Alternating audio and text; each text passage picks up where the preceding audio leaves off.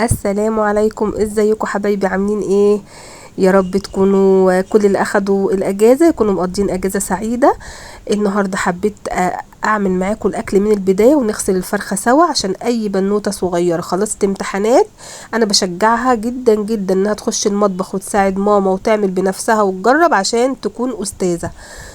نقول بسم الله الرحمن الرحيم. معايا فرخه. هتقطعي حبيبة قلبي الزوائد كلها اللي في الفرخة اللي هي اصلا بتسبب الزفارة، الجزء بتاع المؤخرة دوت، واي دهون زيادة بتشيليها. كمان بتقطعي الاطراف بتاعة الاجنحة من عند المفصل كده وبتعمليها بالسكينة، لان ده اللي بيسموه الضافر، فملهوش اي لازمة ان احنا نطبخ الفرخة بيه. كمان بنمسك الفرخة من الظهر بتاعها بالسكينة كده وبتفتحيها. الطريقة دي بيسموها باتر فلاي او طريقة الفراشة او طريقة الكتاب، يعني بتلاقي الفرخة قدامك مفتوحة كده نصين، وبعدين بتمسكي الوركين بيكون فيه جزء كده مستخبي، فبتعمليه بتسلكيه كده بالسكينة او بايدك بصباعك كده، وبتطلعي الجزء اللي فيه اللي هو شبه الكبدة. هي مش كبدة ولا حاجة، هي شبه الكبدة، لازم نتخلص منها وتنضفي الفرخة من قلبها كويس قوي قوي قوي، تدعكيها كويس ومية جارية معاكي. وبعد كده هنغسلها بقى وندعكها كويس بالدقيق وبالليمون وبالملح. ملح ودقيق وليمون دول مهمين جدا جدا لنظافة الفرخة، وان هم يخلوها من غير اي ريحة مش مستحبة. عندك كمان ممكن تحطي برتقانة، لو في عندك قشر برتقان ودعكتي بيه الفرخة يا سلام، بيديها ريحة تحفة ونظافة ممتازة. بصوا اي دهون زيادة بنشيلها. قطعنا فرختنا وهنسيبها منقوعة شوية، وهنجهز بقى التتبيلة اللي هنحط فيها الفرخة ندعكها كويس بيها. انا بشرت بصلايه كبيره حلوه كده، وبعدين افتكرت ان عندي تتبيله في الفريزر جاهزه، فحبيت ان انا استخدمها، يعني هتسهل عليا وتوفر عليا بقى مكونات كتير، بس كانت مجمده. فانا عشان اقصر الوقت رحت بشرتها بالمبشره كده. انا حاولت اوريها لكم عشان اوضح لكم هي فيها ايه. هي عباره عن طماطمايه مبشوره، عليها فصين توم مفرومين، وكم عود بقدونس، ومية بصل. فانا استغلتها مع البصل المبشور ده. طبعا لو كان عندي وقت كنت سبتها تفك براحتها، بس عشان انا ما فكرتش فيها من الاول فطلعتها كده باستعجال. دعكتها بملح وفلفل وشوية بهارات فراخ. الفرخة بتاعتي بقى شطفتها كويس جدا وصفتها قوي قوي قوي من المية، وبعدين دعكتها بقى بالتتبيلة الحلوة قوي دي، ريحتها تحفة تحت الجلد وفوق الجلد وبره وجوه، وكلها كده شربت من التتبيله. وهسيبها شويه يعني تاخد من الطعم كده والريحه الحلوه دي، وبعدين هجهز شويه حاجات عقبال ما هي تتبل. بصوا بتدخلي التتبيله في كل حته، وهحط على وشها شويه زيت او معلقه سمنه لو تحبي، بس انا شايفه ان الزيت اخف، وهي كده كده الفرخه فيها الدهون بتاعتها. معايا بقى على بال الفرخه ما تتبل، معايا كوبايه من اللوبيا، كوبايه صغننه خالص، لان اللوبيا من الحاجات اللي بتزيد، وانا نقعاها قيمه ساعه. اللوبيا بتاعتي دي مش البلدي، لا اللي هي الحبايه الكبيره مستورده، فما بتاخدش وقت طويل.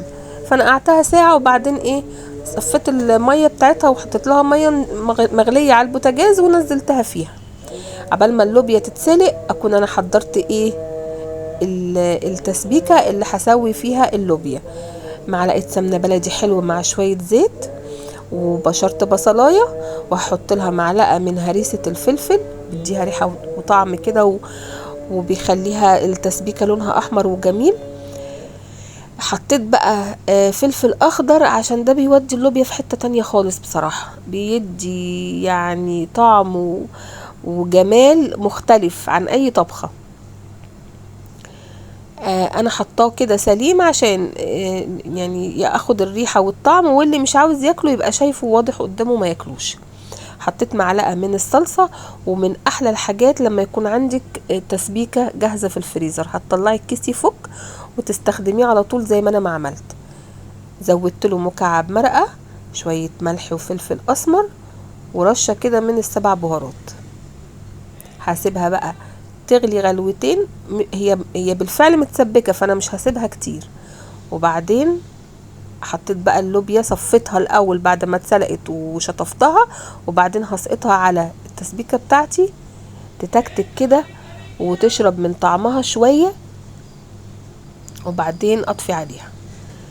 معايا بقى الحلة هنا هعمل فيها شوية رز بقى بالشعرية كده مفلفلين وجمال. حطيت زيت على سمنة بلدي جميلة، احمر فيها شوية شعرية كده، وبحب احمر مع الشعرية او اشوح معاها ورقتين لورا، بيدي الرز طعم جميل قوي.